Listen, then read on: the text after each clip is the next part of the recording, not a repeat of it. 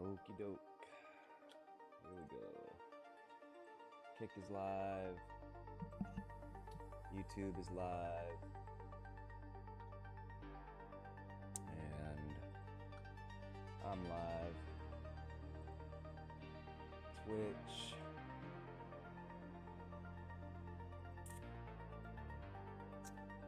Twitch is live.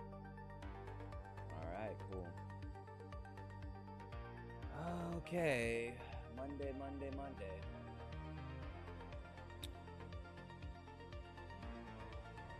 What is up? How's it going? Yeah. Monday. Let's write a book. Mercenary, Reincarnated as a Chef. Gabriel Rathwake here. This is sad thing. This guy, if anybody used Bob and Brad, physical therapists on the internet, Bob died. Sad shit. Life. Yep, writing a book. Mercenary, Reincarnated as a Chef, book 3. This is should be the last stream for this book. Well, that this stream should finish this book. Hopefully I'll be typing the end after today.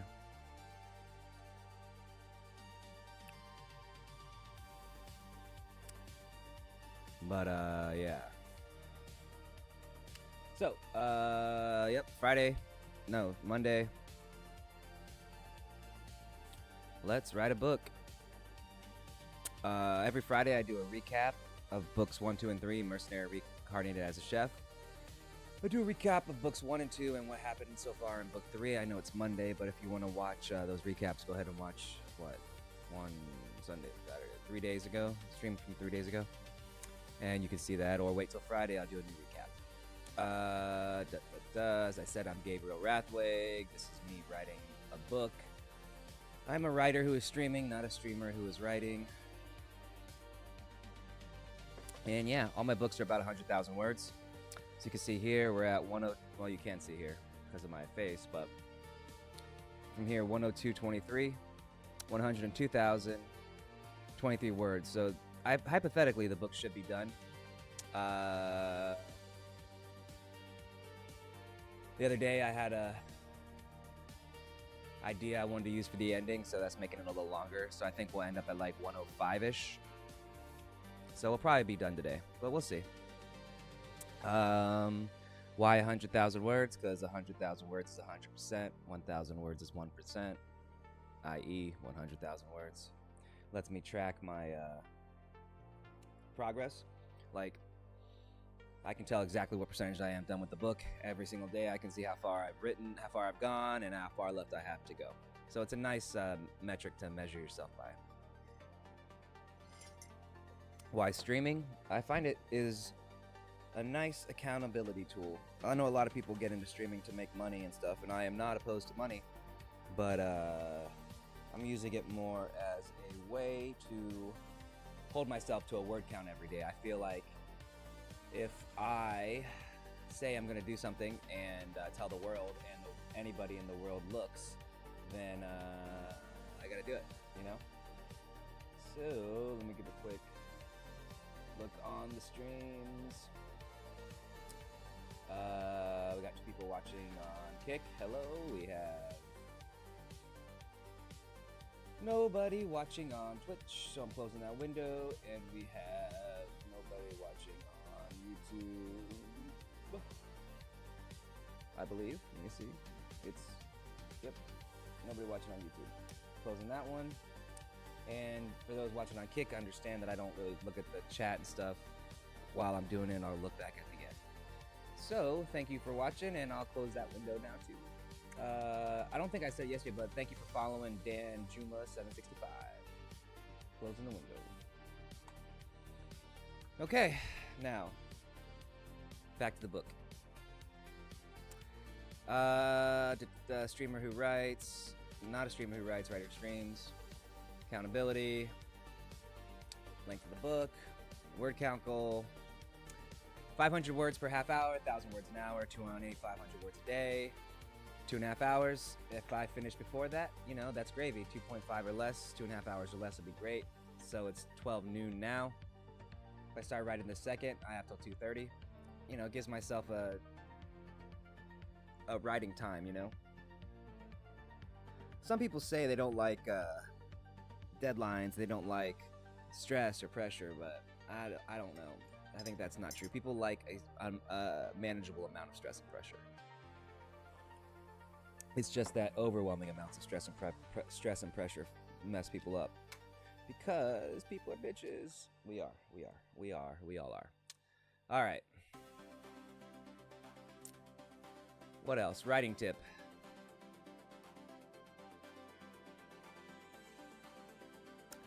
Treat it like a job. Every day, treat it like a job. I probably harp on this, but treat it like a job. Get up, do it. Every day. If you can't get it started at normal time, make sure you just, you know, there's no, oh, I'll do it tomorrow, or I just didn't find the time. Hey, you tired? Well, you're going to sacrifice an hour of sleep. Find the time. Because everybody tries to steal your time. The older you get, the less time you have, and the more people there are to take it from you. I know it sounds fucked up. You only have so much time in the day, especially if you sleep enough. If you sleep 6 to 8 hours, you're already down to 16 hours in a day. Okay, now you have 16 hours. Take away 2 of that for shower, bathroom, whatever throughout the day. Now you're down to 14 hours. That's with 8 hours of sleep. You have 14 hours left. So 14 hours of the day. Okay, you got to eat. There's 2 more hours. Now you have 12 hours. 12 hours a day. What are you going to do with that? You're going to work for 12 hours? Probably not. You might have 4 hours of what? Actual work? Or if you have a regular job, 8 hours at the work, then you're down to 4 hours left. If you work 8 hours. Some people work 10 hours, 12 hours. When I was in the industry, when I worked full time, I was putting in 70, 80, 90, 100 hours a week. 12 hours a day, 14 hours a day. So now you sleep for 8 hours, you eat, piss, shit, you know, take care of yourself for 2 hours. You know, now you're down to 12 hours. 10 hours, 8 hours you work, you have 4 hours. So you have 4 hours in the day. What are you going to do with those 4 hours? Well, if you're married, at least 2 of those hours, if not all 4, are going to your wife. If you have kids, all 4 of those hours are going to your kids. So where is any time for yourself?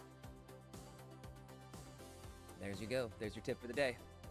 Find time for yourself and guard it, and you got to find it wherever you can. If it's 2 in the morning or 3 in the morning or 5 a.m. or 12 to 1 or 12 to 2, whatever it is, you find that time and you make it yours, because nobody else will give it to you, and everybody else will try to take it.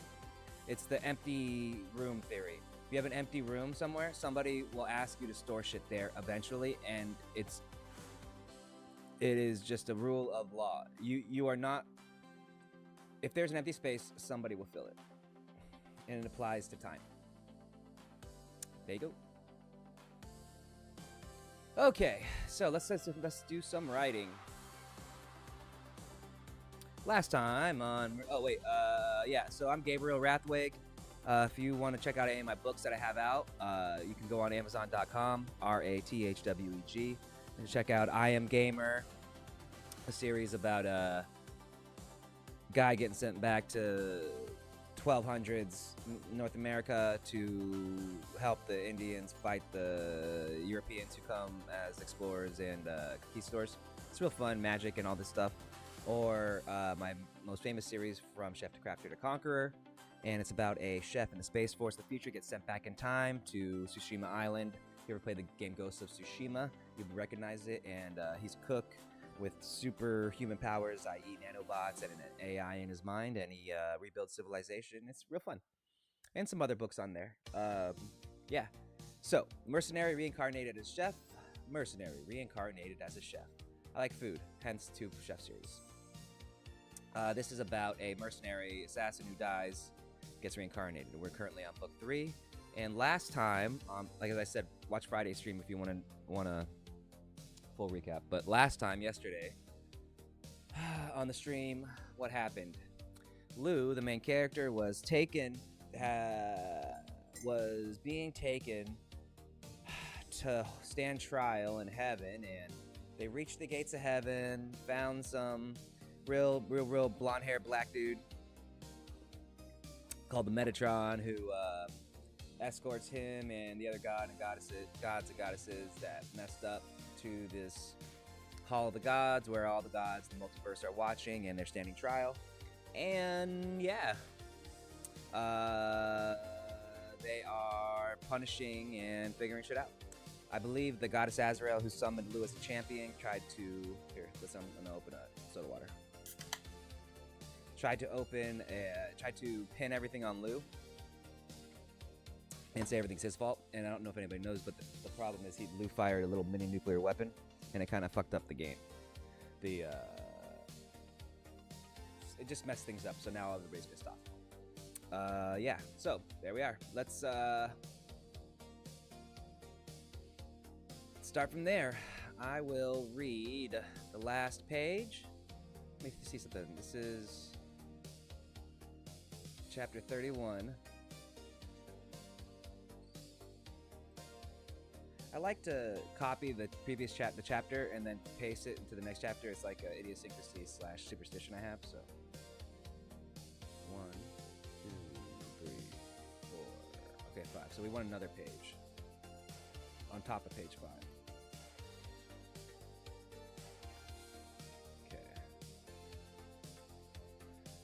Okay, so let's do some reading and we'll get started. Yeah, I think that's it. I don't think I have much else to say except for thank you for following along, thank you for watching, and I appreciate it. I will be looking at the streams and such maybe halfway through and at the end. Okay. Here we go. Stop. Don't tell us, show us with your mind and start at the beginning, the Metatron explained, this time with an overtly kind nod and sympathetic smile. The small act of kindness. Why am I putting my head around? I need to move closer to the mic. There we go. That's better. The small act of kindness completely calmed Lou. And he instinctively knew how to respond to what the tower mouthpiece was saying. He nodded and did as he was he nodded more to himself than the Metatron, and did as he was instructed. Lou calmed his mind and took himself back to creating the mini nuke, Davy Crockett. But the Metatron's voice spoke in his mind.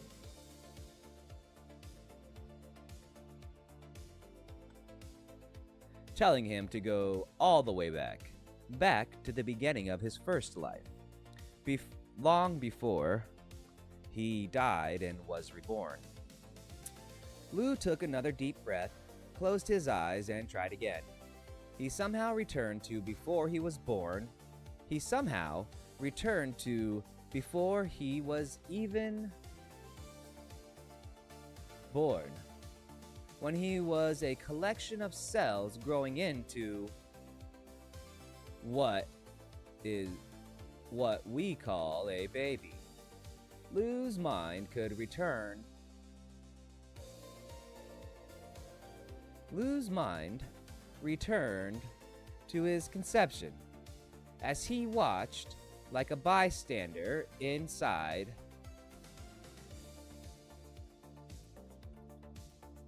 his memory.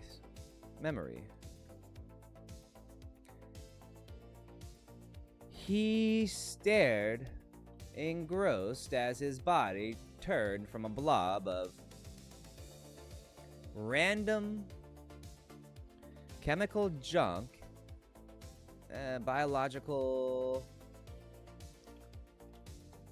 components, into the form of a child. Lou then watched himself being born, and instead of being disgusted as he thought he would, he stared in wonder. Period. Then, his memories began to speed up, flashing forward so fast that he felt like he was thinking and seeing things at the speed of light, but still able to comprehend it all and experience it all over again, as if for the first time. Lou began to laugh, cry, scream, shout, rage, and repeat as he went through all the emotions he'd experienced before all over again. His parents died. He lived on him living on his own. As a child, and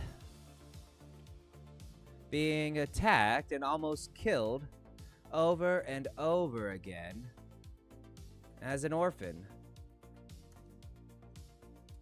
when living in the orphanage.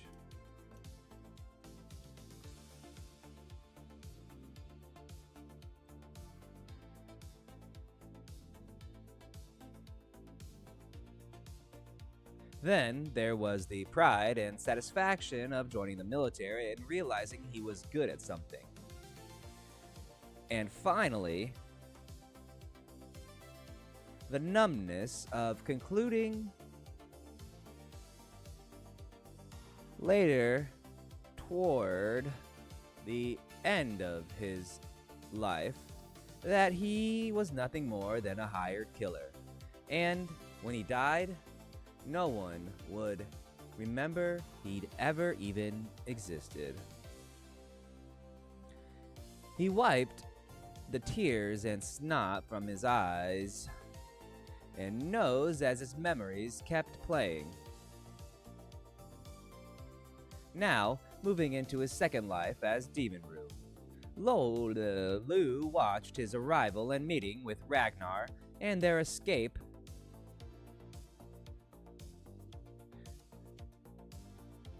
being reborn in the plaza on the world of Soul, meeting with Ragnar and their escape capital, He wiped the tears and snot from his eyes and nose as his memories kept playing. Lou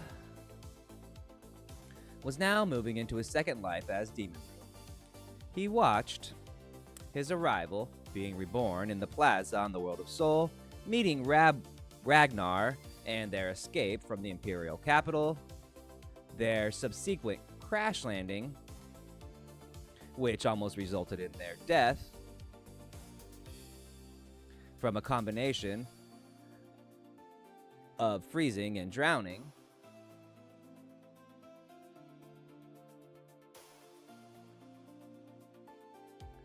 and so on.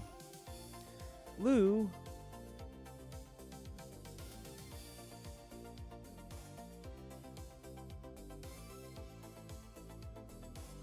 that was just the first day. Lou watched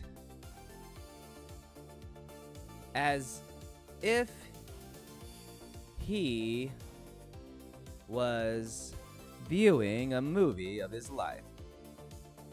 A bystander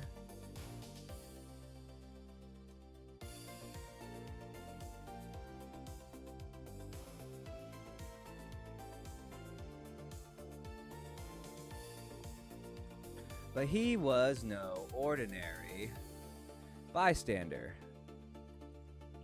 He was emotionally attached in a way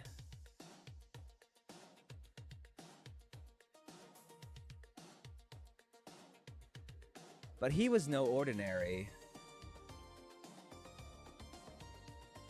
patron. He was emotionally attached in a way no third party could ever understand. His life moved on to no one else could understand the nuance and tiny bits of memory that put what Lu was seeing in a light that only he could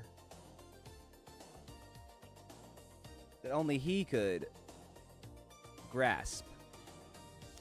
His life moved on to almost being killed and eaten by Diddy and his tribe, and their eventual resolution of friendship before flashing to their meeting with Blanc Fang. Funnily enough, it almost ended with them being killed and eaten. Again, Lu was beginning to notice a pattern, and it was making him hungry.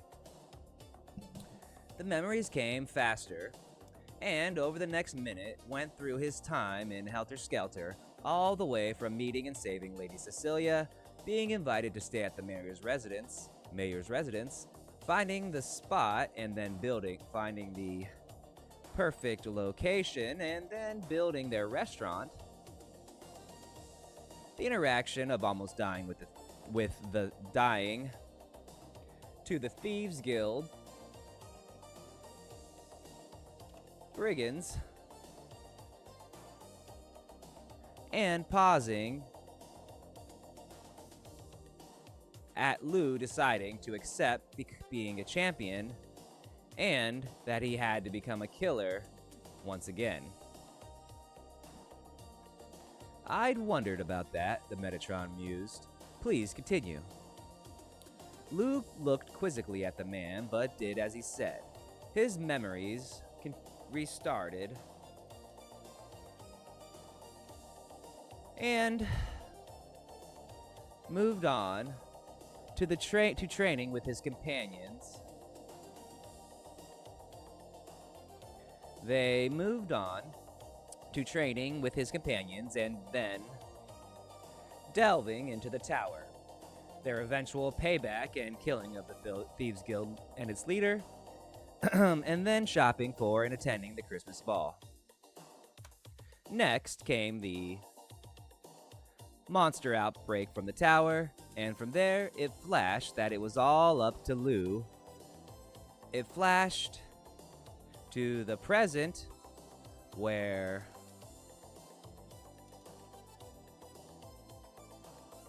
Lu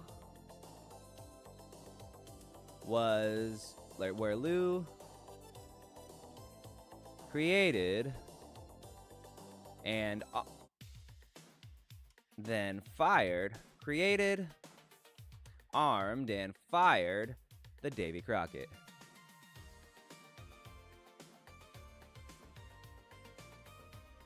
The memories paused there. The whole Coliseum go quiet in suspense as the Metatron gave Lu a hard stare and then turned his attention back to Lu's memory.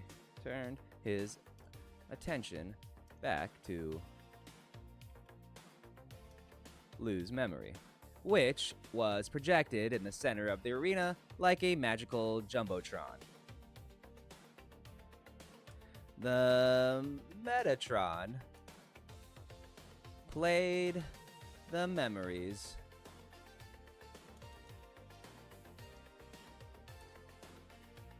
back and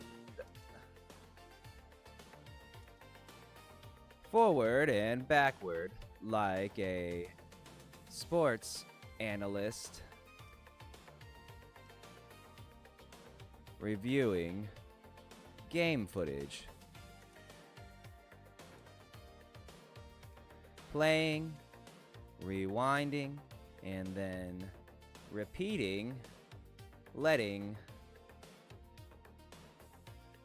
the last memory burn itself into the minds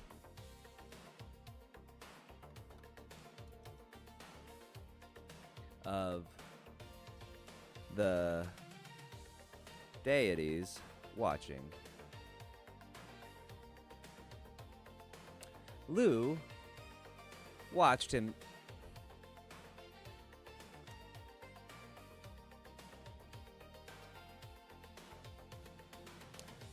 himself make quips and laugh at death in the face as he triggered the mini nuke before diving into the cellar.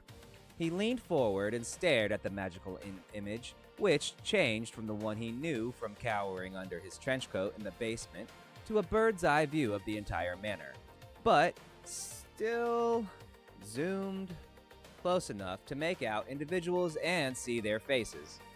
He watched the smaller than original nuclear projectile shoot across the manor's grounds faster than the speed of sound. In milliseconds, it reached halfway from the cellar to the mayor's defensive square and exploded in a flash of blinding light, and burning fire. All right, now what happens next? This is where we start writing.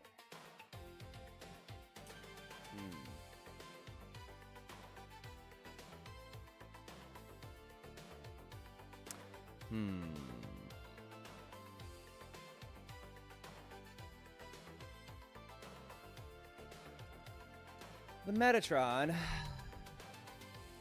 played the nuclear explosion over a few more times before rewinding the memory to the memory and stopping at where Lou summoned the Davy Crockett.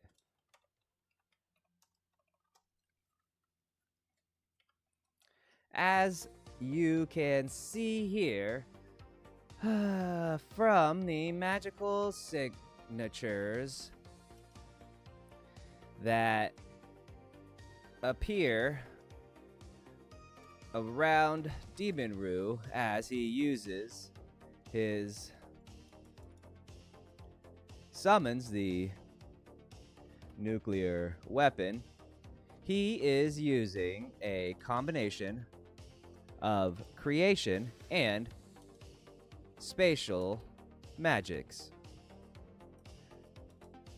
The Metatron explained. A beam of light shooting from his fingertip like a laser pointer as he acted like a professor, like a first-year university professor, explaining the syllabus. El syllabiso.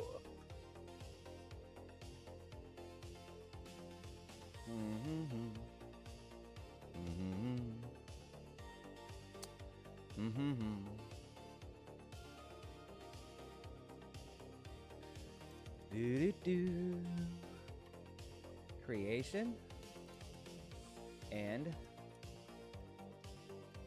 spatial. Someone whispered.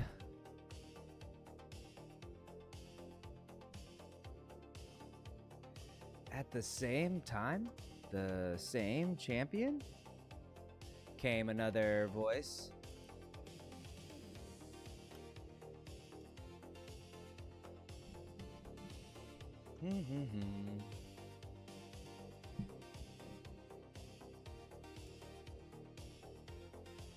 They did cheat. Kill them. Someone roared, causing the entire gallery to erupt in pandemonium, all screaming for the death of those below. The Metatron grinned widely before spinning in place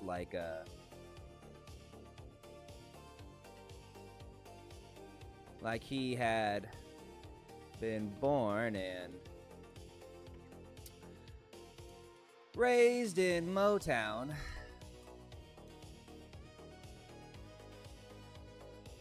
and stared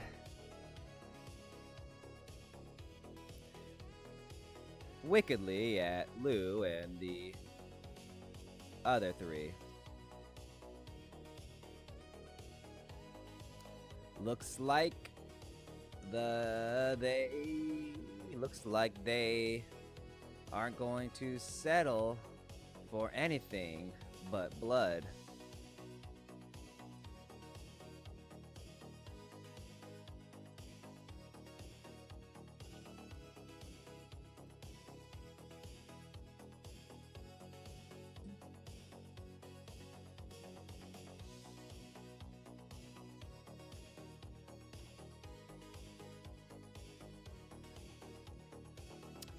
Do-do-do. Who is it going to be first?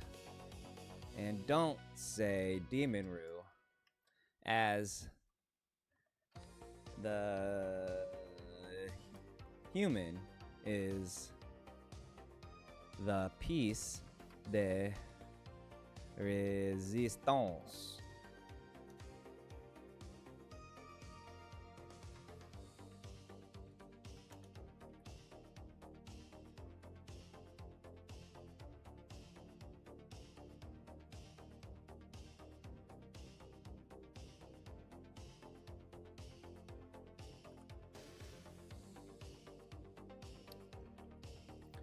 Azrael, Loki, and Raijin all began speaking over one another, each clamoring for the others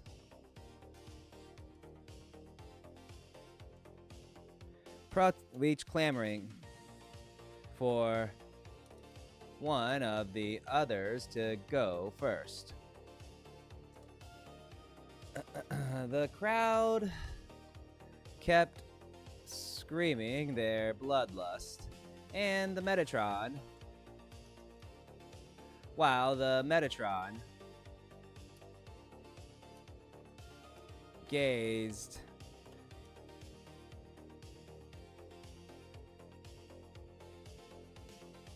what is that word I'm thinking of? Gazed in morbid satisfaction at the groveling and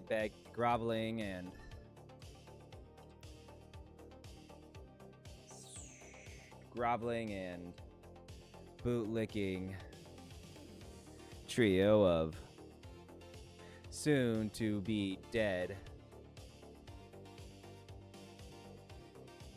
immortals, letting them rail and plea, knowing they were gestures in futility. After a few minutes, the Metatron stood tall and sliced his hand in finality.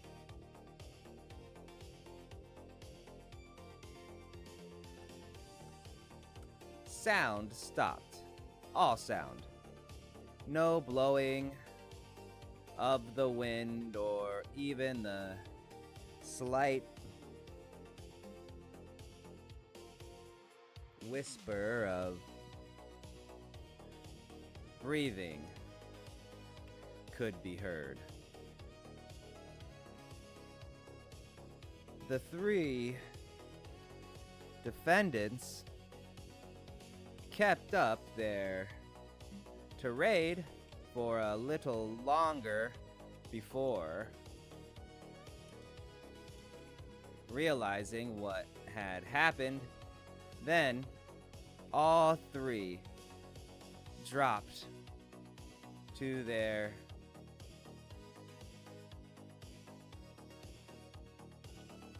knees, defeated.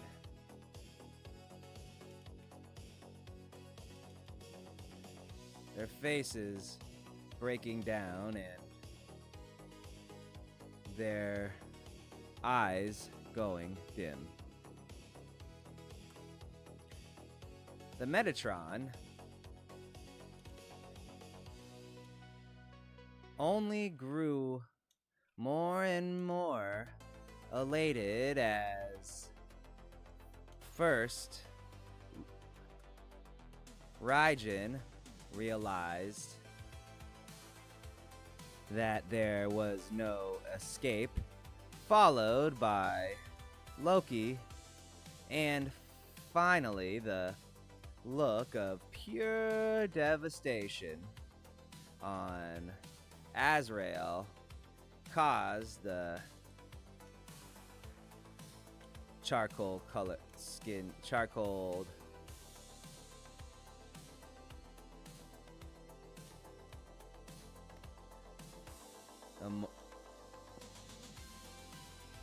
god to quiver in ecstasy.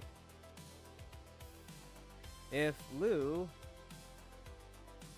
was betting, he'd have put money on the guy having an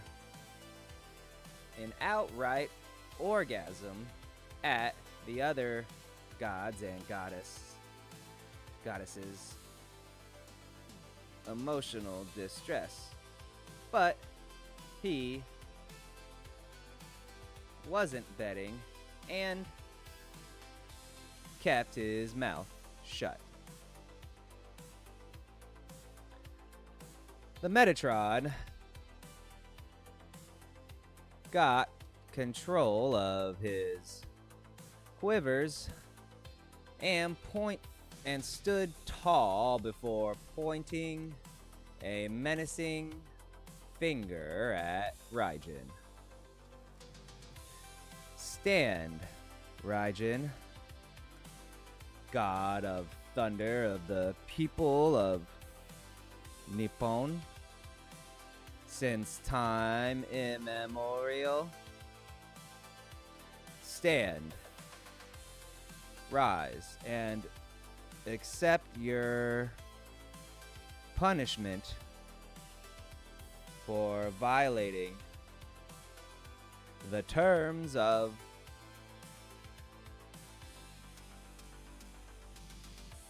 your celestial contract.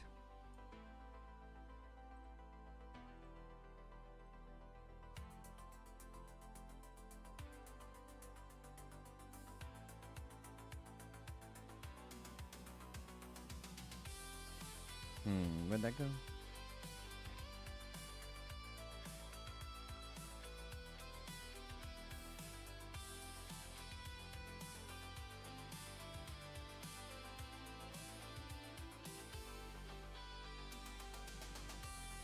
What did him?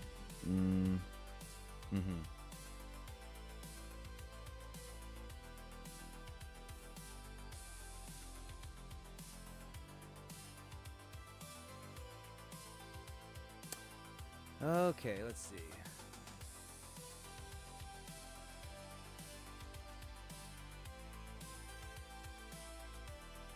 The half-man, half-eagle hybrid opened his beak to protest, but before a sound could be uttered, a blazing silvery beam of light shot from the Metatron's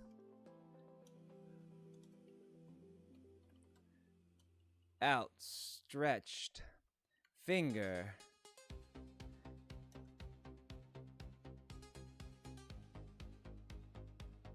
into Raijin. The moment it hit the god, covering him in an instant with the burning silvery fire. When the blinding light faded, Not even ash was left in where Raijin had been standing.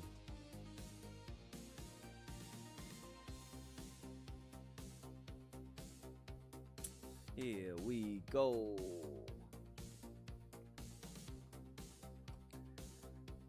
Metatron's face took on that ghoulish, evil smile again as he leered at back and forth between Azrael and Loki. Now, my little playthings, who shall we burn from the tapestry of life next?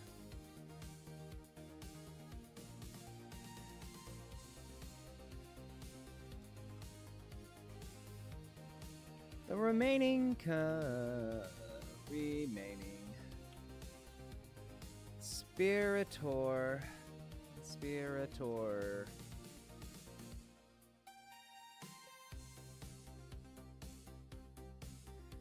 two conspirators looked hard at one another before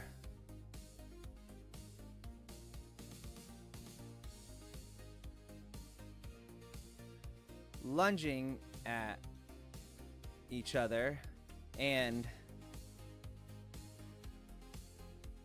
using all their considerable powers to force the other toward the Metatron.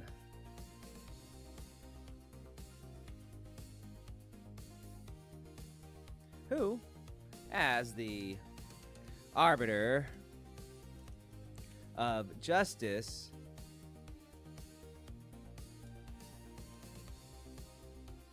beings punishment, seem to be taking too much pleasure in the job.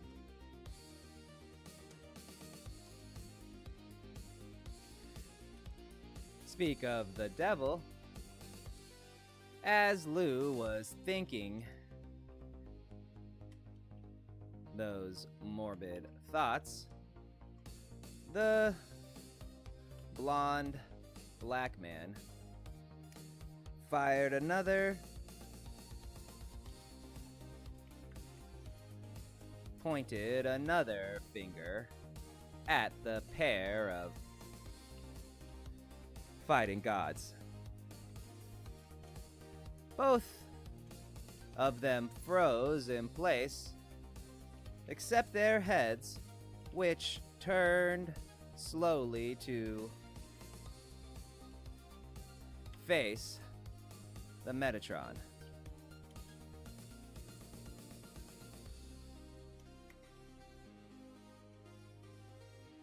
Neither of them liked what they saw. Lou extrapolated from the ashen white visage faces that appeared on the pair.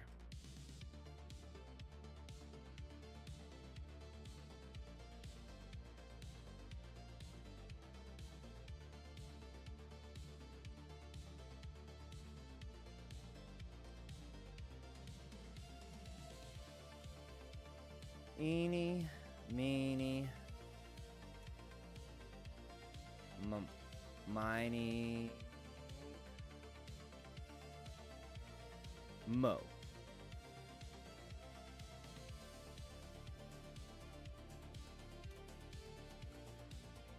Metatron's finger wagged back and forth as he sang the timeless nursery rhyme.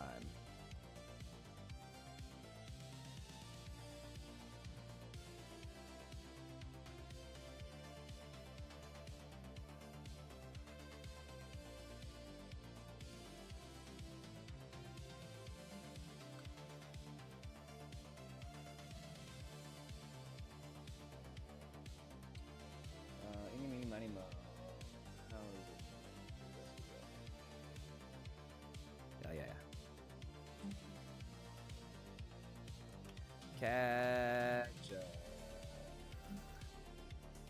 naughty god by the toe. If he or she hollers, let them go. Eeny, meeny, miny.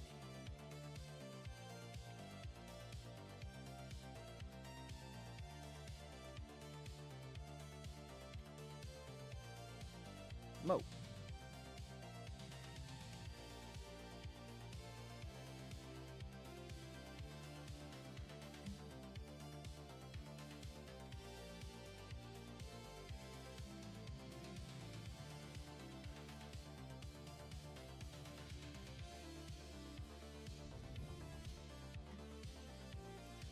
His finger stopped on Azrael, but the man gave her an exaggerated wink and turned back to Loki.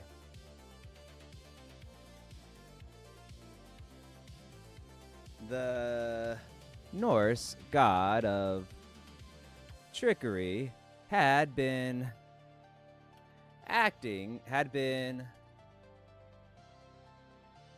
just as scared as the other two gods, but when the moment that the Metatron stopped his finger on him,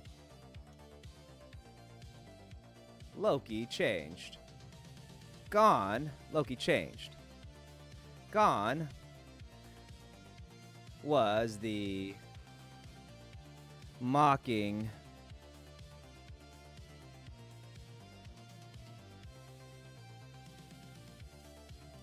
trickster. In his place was a giant, an ice giant to be exact, the god's true form.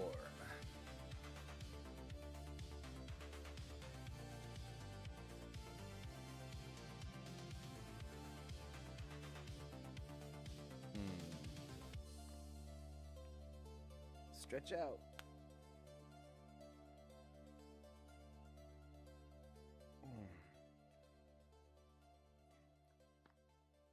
Whew. Okay.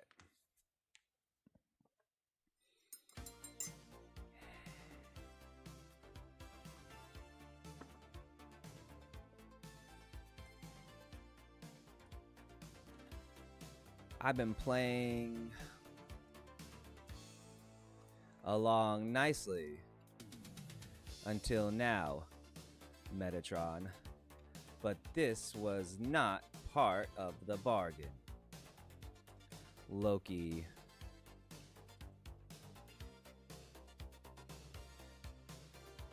warlord, as he took a menacing step toward the charcoal, toward the Arbiter.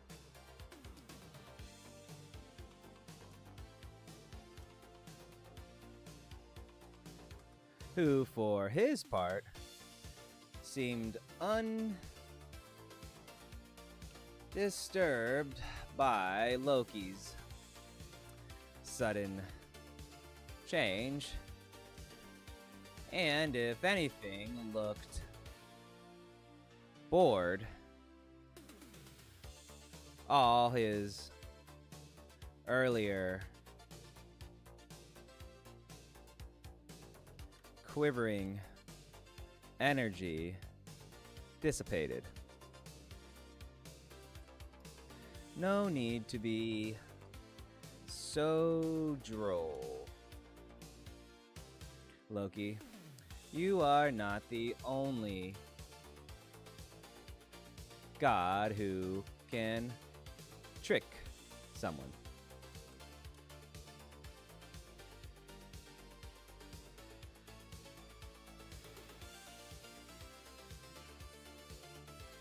fired another beam of silvery light. The result, the exact same as the previous one, with nothing left behind of Loki, not even ash.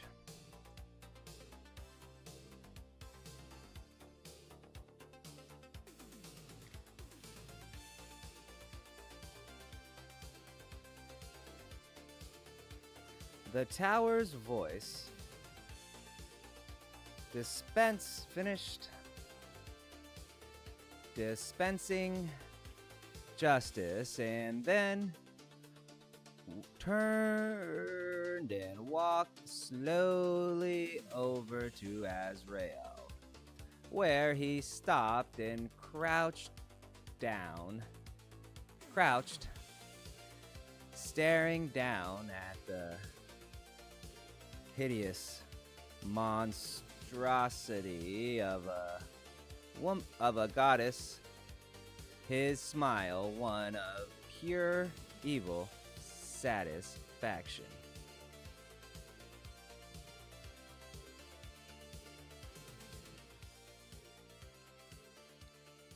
Looks like only one little naughty mouse to go, he whispered cheerily, yet the low spoken words traveling to every last ear in the Colosseum.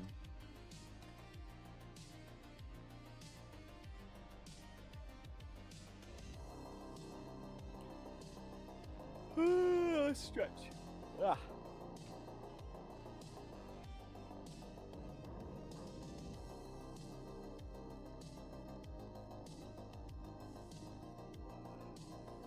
Okay.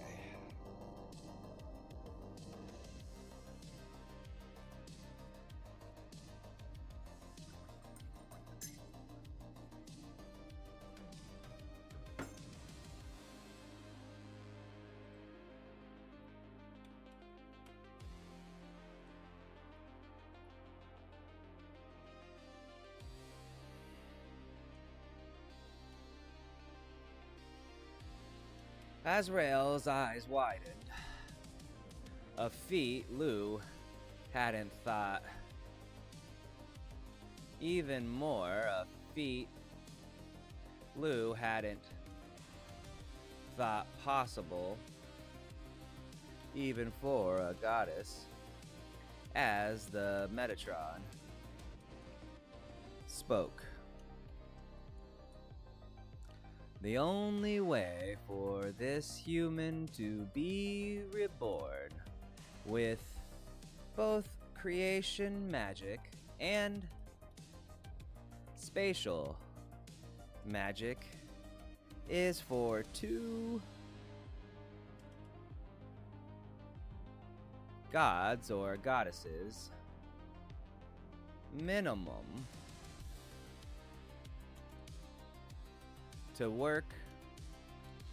working together when that champion is summoned, for them to bestow two such powerful magics upon them. All the gods and goddesses in all the multiverse know this is taboo and against tower regulations. The only penalty is death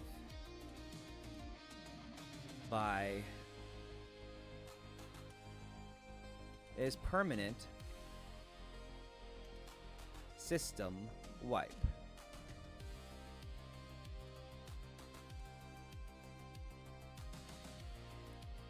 The goddess tried to plead with the Metatron, clinging to his feet and slobbering and snotting all over him as she cried and kissed his lower appendages, begging for mercy. The Metatron seemed to be used to this sort of behavior and just yawned and looked around the arena one more time. The goddess Azrael has broken the terms of the celestial contract. Her sentence is permanent system wipe. Sentence to be carried out immediately. The Metatron looked down at the blubbering goddess and pointed a finger. A smaller beam of burning silver light shot from it as before, but this time it didn't cover Azrael right away like the others. It took its time, and during this process, Azrael screamed in such agony that Lou could feel her pain by proxy.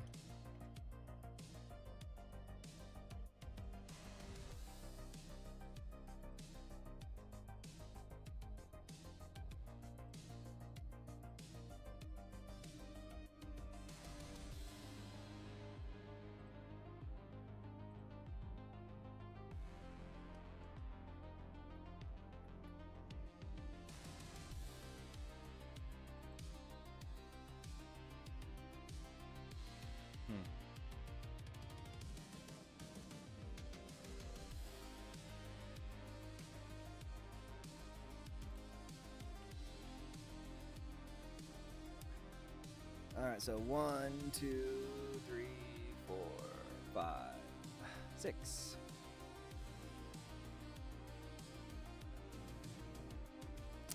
Alright, well, chapter 32.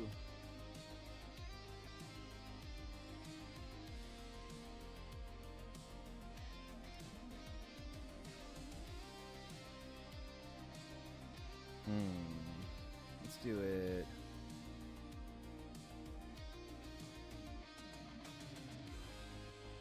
Here.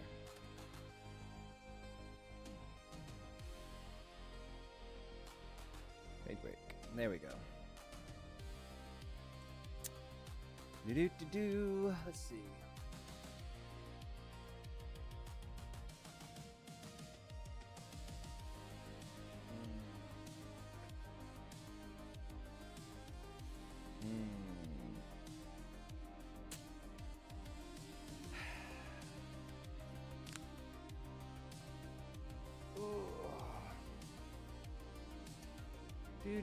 Let's go see if anybody's watching, huh?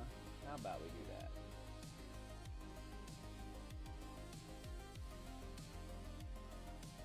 Word. Hey, somebody's watching on YouTube. What's up, guys? Everybody watching? Thank you so much. See if anybody's watching on Kika. No, not channel. Dashboard. Oh, there we go. Hey, you still got a watcher on Kick. Thank you. Thanks for watching. And the Twitch.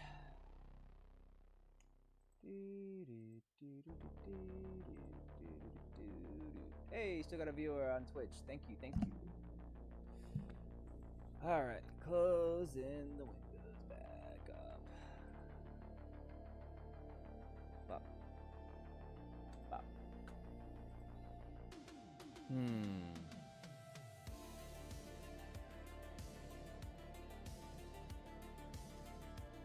And he wasn't the only one. The entire Colosseum was writhing in shared pain for what seemed like an eternity. Everyone except the Metatron. Who? Except the Metatron. He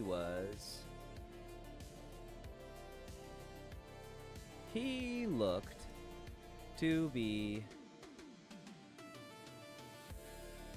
having the exact opposite experience.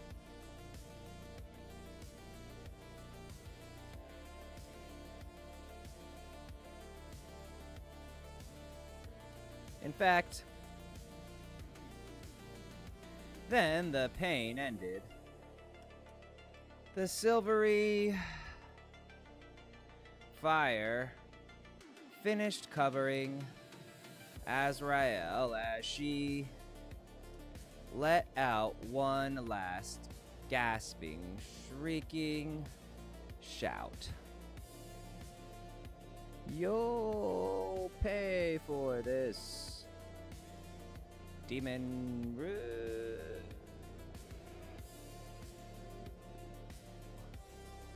Her screech was cut off like the ending of a dial-up modem, and with a flash of blinding silver light. Again, when the light faded and Lou looked, nothing was left, not even ash. When he turned his eyes to the Metatron,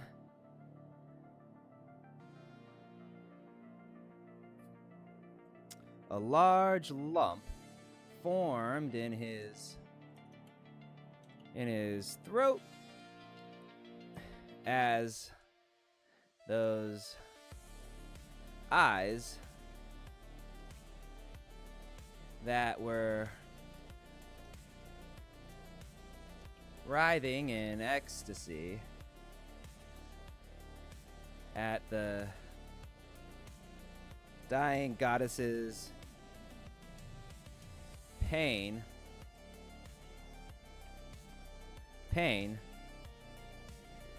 looked right back.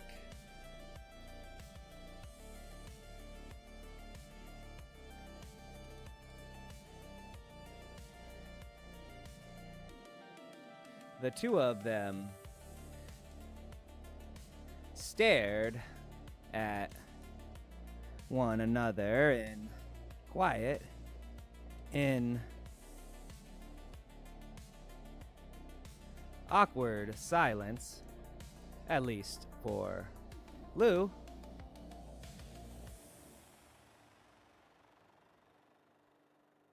Until the Metatron gave him another of those of his signature winks and then turned back to face the spectators.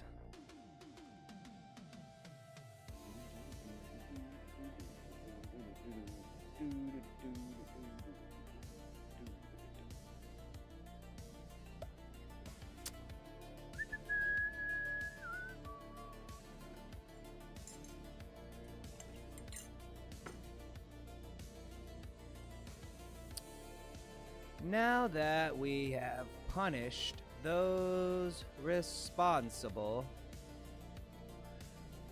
for the breach of tower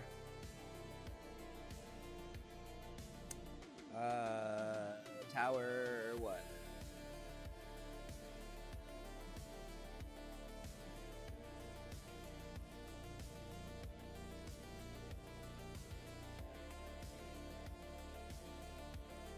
The monster break will end, and the world of soul will be reset as per the usual guidelines. As for the main offender, Demon Rue, he will now be punished. Metatron turned and stared down at Lou.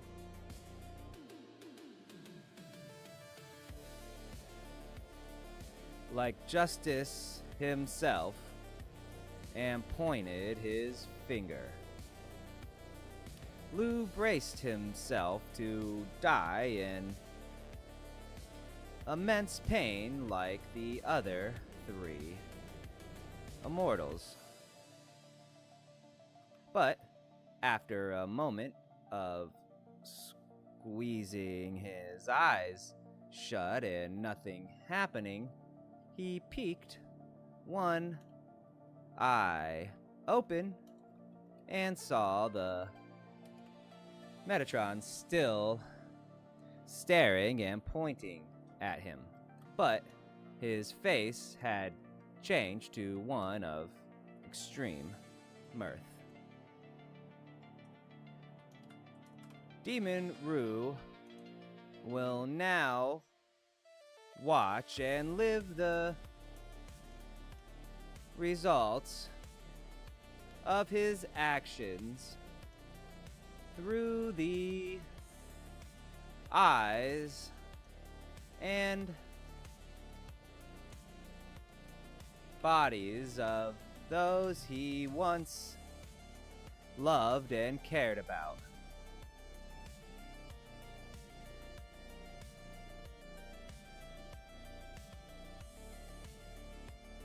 Lou's face dropped in growing horror as he listened. What do you mean? Those I once loved and cared about. Are my friends okay? What happened? What are you... ...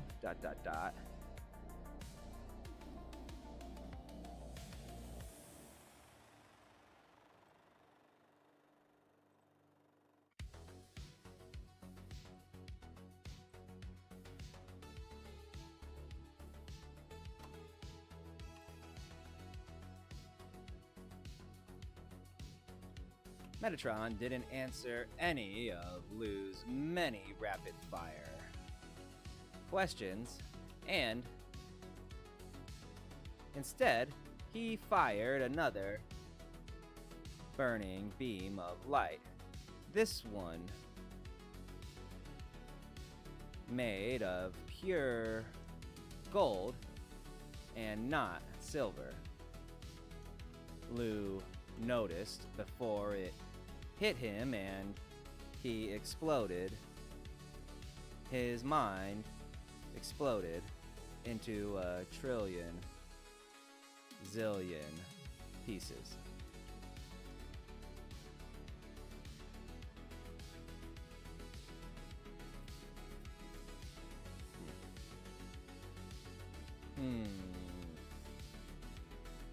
I think I'm gonna take a 5-minute break.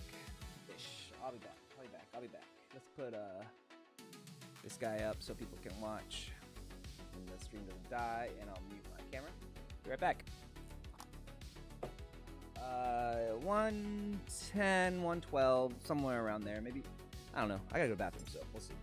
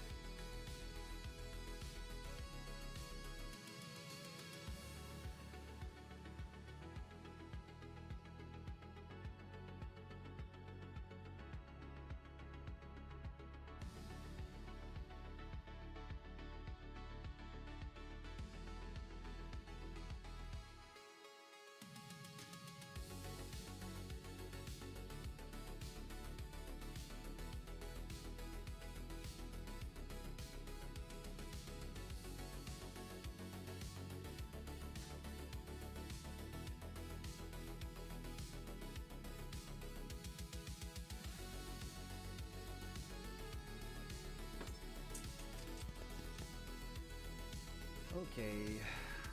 Okie doke. Back. Back to work.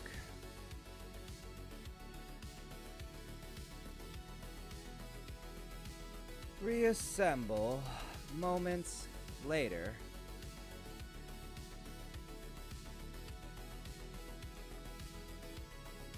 As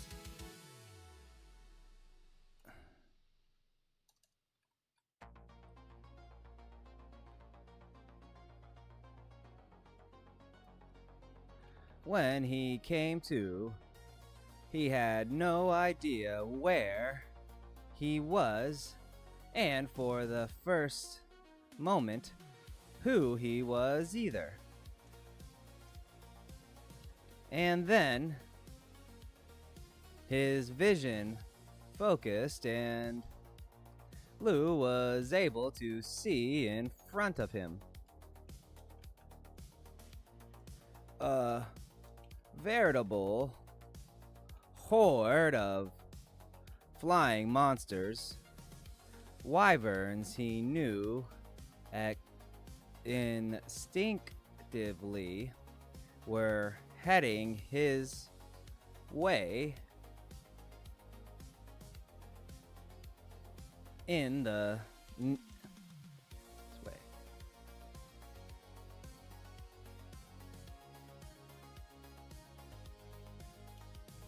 And he was his way, which was very high in the night sky over Helter Skelter's inner ring, he noted.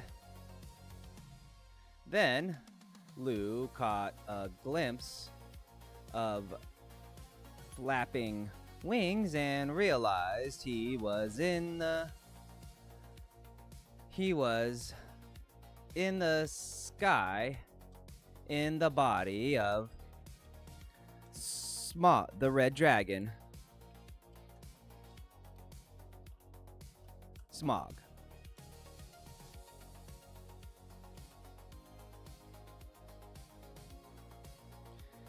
Get 'em, lads and ladies. Captain Griffith's voice commanded from behind Lou's eyes. He glanced to the left and right and saw the rest of the dragon squadron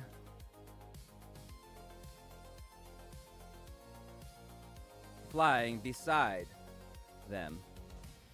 The whole dragon, the entire dragon, all the dragons,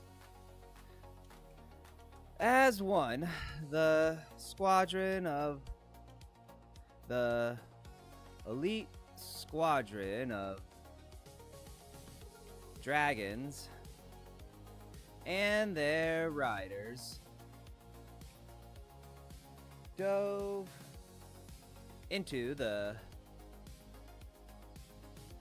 horde of wyverns, firing their breath weapons the instant before they crashed into one another. Then Lou, or Smog, he wasn't sure what conscience was in charge at the moment, was through the clouds of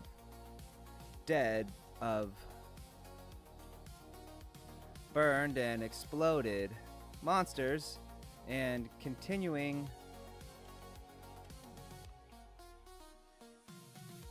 her dive toward the inner circle,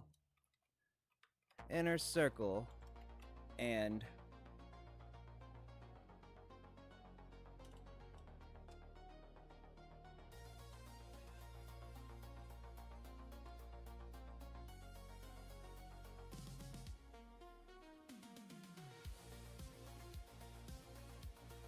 More specifically, right down toward the mayor's residence, Mayor's Manor.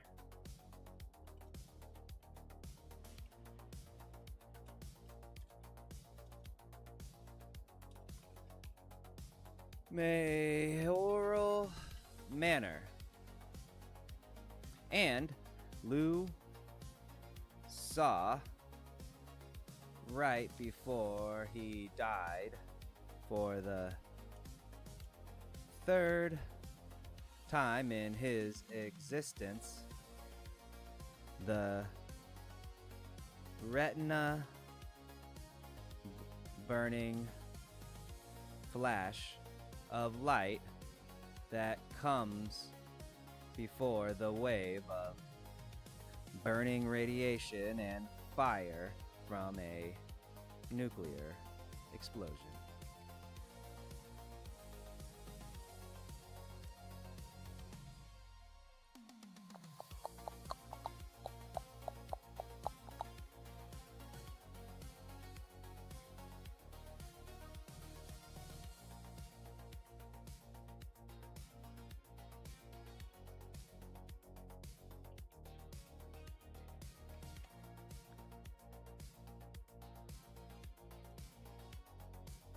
Then he screamed.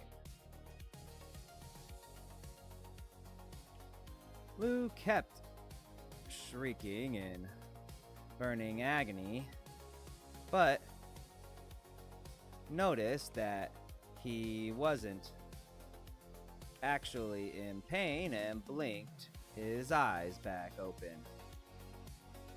This time, he was back in the Coliseum. The Metatron was staring down at him, his wicked leer still in place and still pointing the finger. Lou didn't even have time to say a word before he was gone again.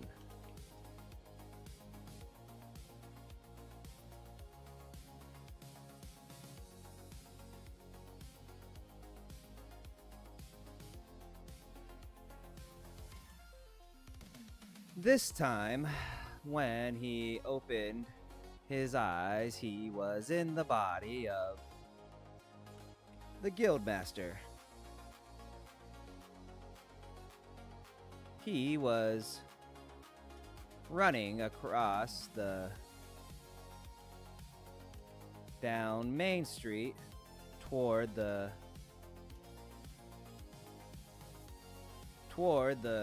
mayoral residence, shouting for his adventurers to hurry up. Demon Rue needs us.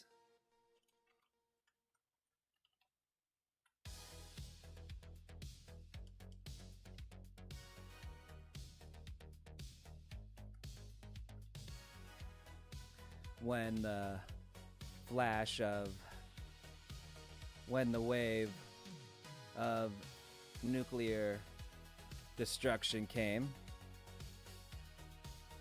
Again, Lou screamed, but shorter this time when he woke up to see the Metatron and his finger before blacking out.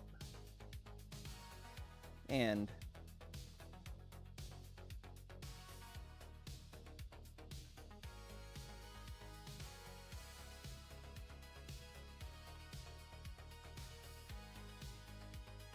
the process repeated itself over and over with every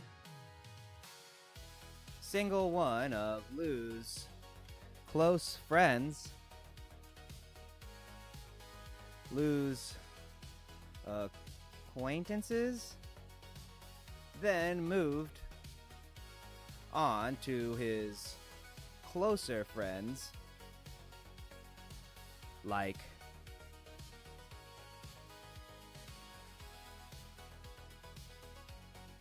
going from Raphael and the Were Chipmunks, who were running down a different street toward the mayor residence when the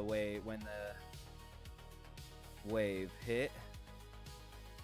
Two closer friends, Lady Cecilia was in the air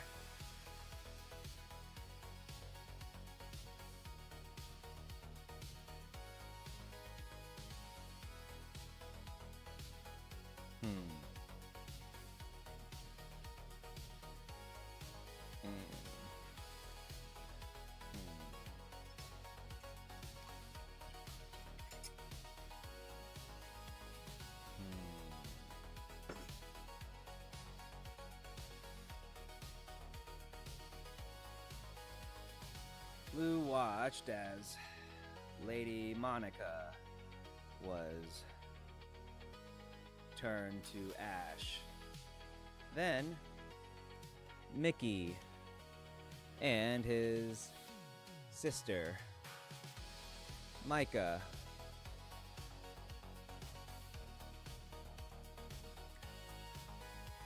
who somehow saw the flash and their magic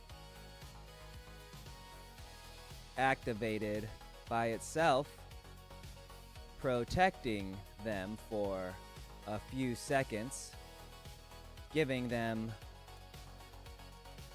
enough time to hug each other before burning in the to ash in the nuclear fire. There was no stopping and no succor, no time for Lou to even catch an emotional breath. It was just death after horrible death of all the ones he cared about.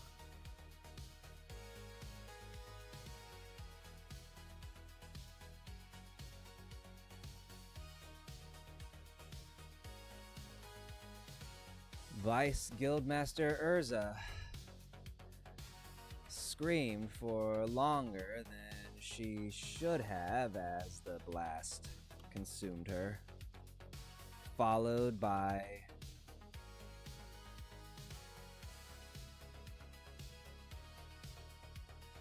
the Adventurer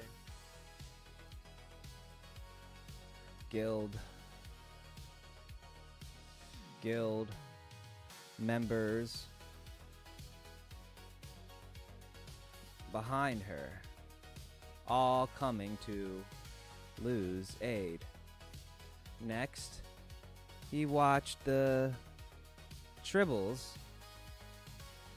all of whom had left their defensive positions to come help. Each of the thousands bursting into balls of glowing rainbows,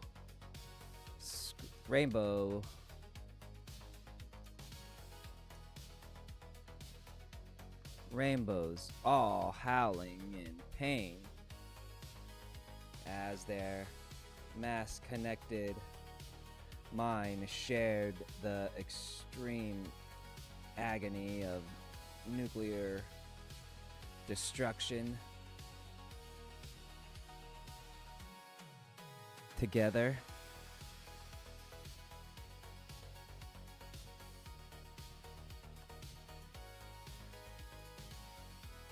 Magnifying the total pain exponentially and letting out a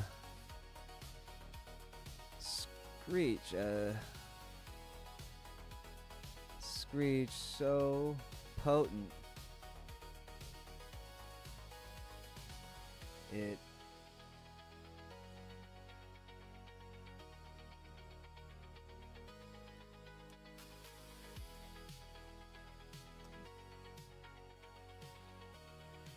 eh.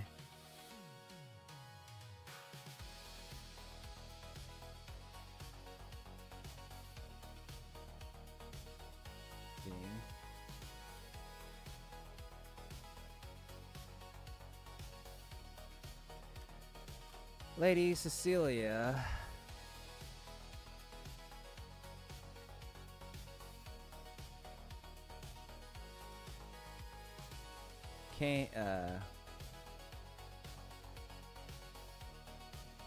came next, as did Lou's closest companions. She was riding atop Ragnar with Diddy and Blanca Fang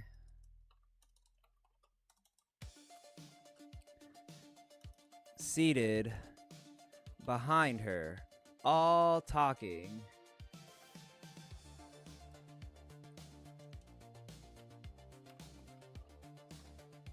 All of their faces stoic, and as they rush to Lou's aid, he watched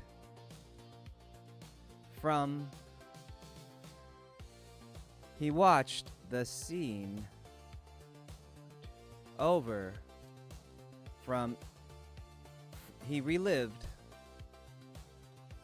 the scene from each of their eyes, unable to say or shout a warning, just dying in utter agony inside the minds of his closest friends and the only people he'd ever loved.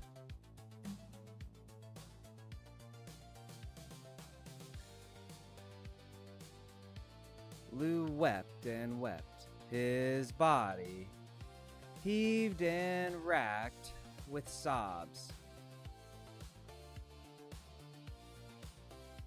The pain of loss permeated every single cell of his being. The death of Ragnar, Blanca Fang, Diddy, and all the others were not only their deaths. Lou had lived and then died with every single one of them. Now, his mind didn't know who he was, if he was alive, where he was, or even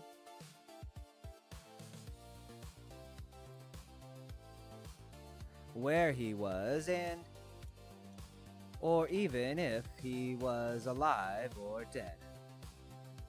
He was numb, completely numb.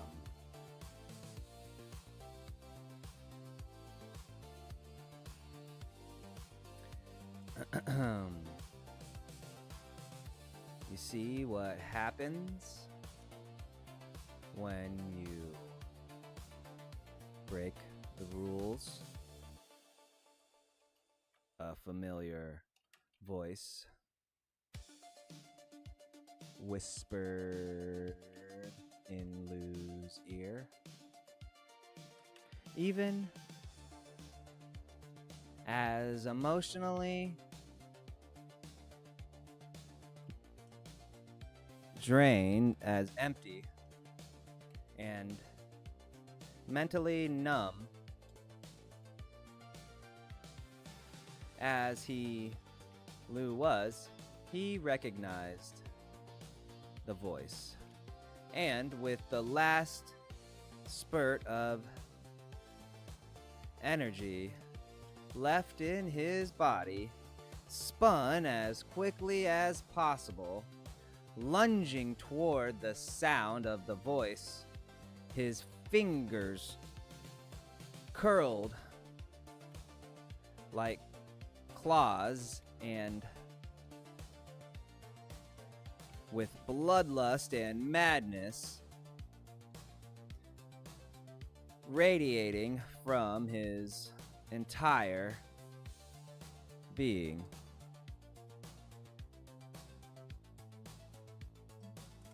Whoa. Whoa there, partner, the voice said. The owner of the voice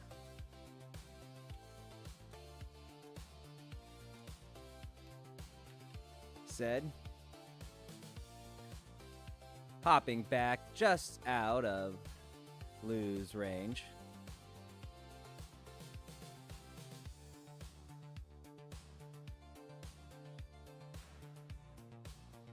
Wesley, the Tanuki, the same furry little cat-like being that had processed him when he arrived on Sol, stood a few feet from him in the place Lou now found. Back in the center of the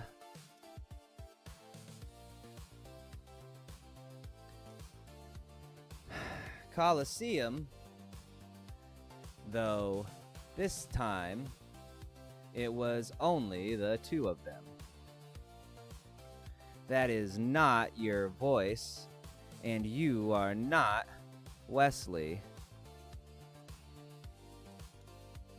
the Tanuki. The Tanuki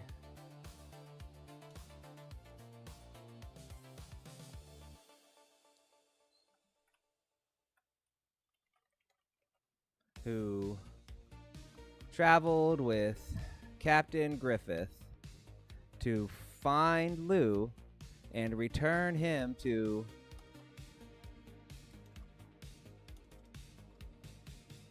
the Imperium.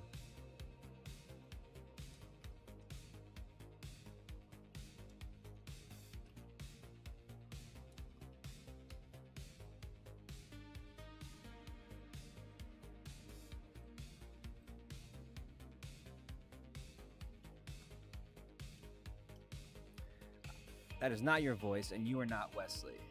I watched him die.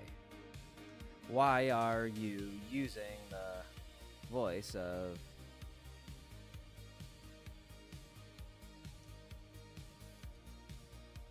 that voice? Lou growled. Why, Lou? Don't you know?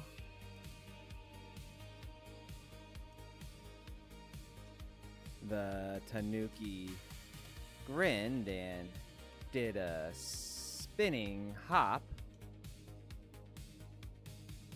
taking himself across the room just out of Lou's reach, landing on a empty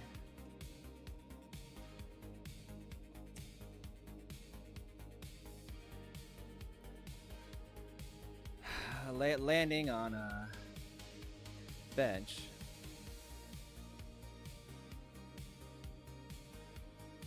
Upon his tiptoes. I am your father.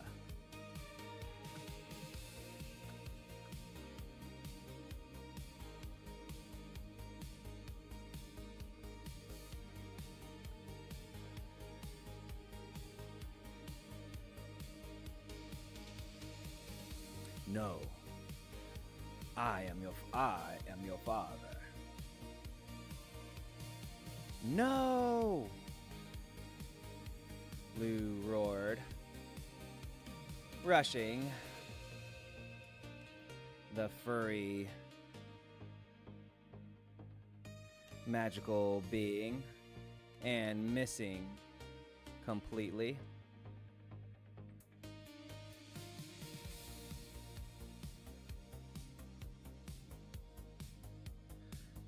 Okay, that's enough of that. The Tanuki snapped his fingers and Lou and the room disappeared. The only disappeared, dropping from under them, leaving both Lou and the Tanuki floating in the void.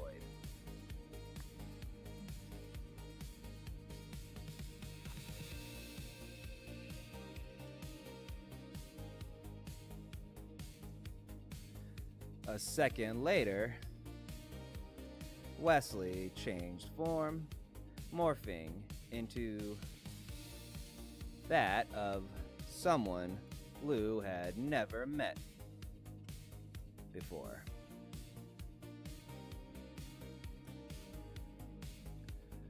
Who the hell are you? He asked.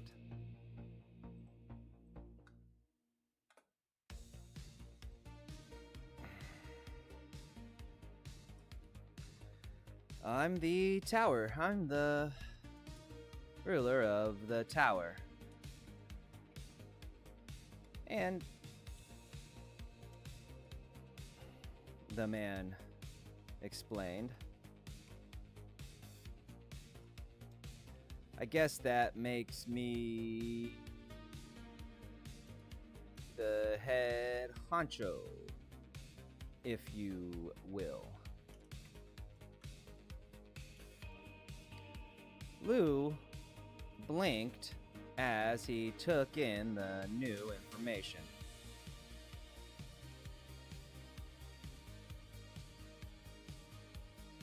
He used the seconds his brain was trying to restart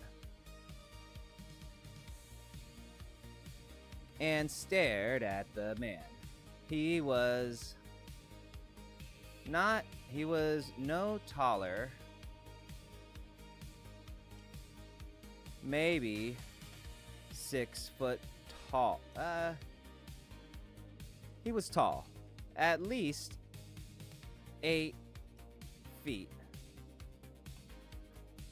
But feet had long, flowing blonde hair and charcoal black skin, similar to the Metatrons, but whereas the Metatron looked like had been the spitting image of the Rock, this guy was the exact copy of Christopher Walken,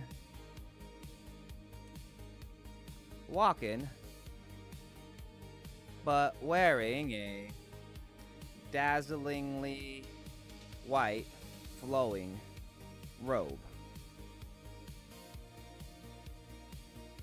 So you are telling me that the deer hunter is the supreme being? Lou asked the skepticism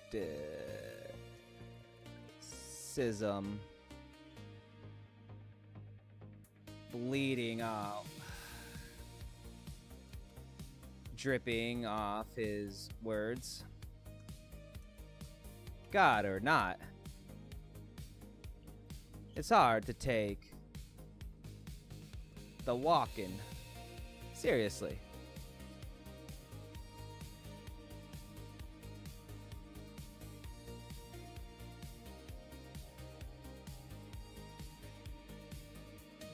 Well, I think that's 2,500 words, huh? I think I'm done for today. Pretty much. I don't know, just a little bit more to write. Like, finish this up, give him the choice. So we'll finish tomorrow. So we are at 104,607 words.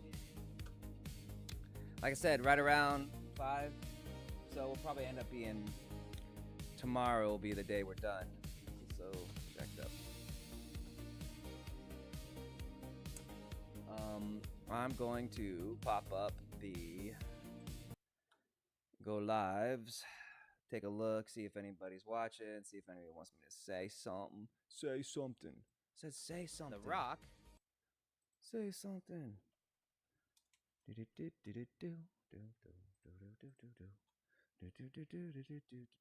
Stream manager. All right. Thank you for watching on Twitch. Thank you for watching on Kick. Thank you for watching on YouTubes. Jared, what's up, bro? You should offer a bonus track on the Audible version. That'd be fun, man. Maybe I will. I'll bring that up with Athon Books, man. See what they say. I get better. I feel like I'm getting better at reading it. But yeah, man. One more day. We'll knock this out in one more day. Kick, thank you. Take care. Adios. Twitch, thank you. Take care. Adios. Thank you for watching. Thank you for following. And yeah, man, tomorrow we'll be done with this book. Mr. Keeks, thank you for watching again. Thanks for following. Take care. And YouTubes, adios. We're going to end the stream and we'll get back to it tomorrow. Boom. Peace. Do do do do do do do do do do do do do. Do do do do do do do do do do do do do do do do do.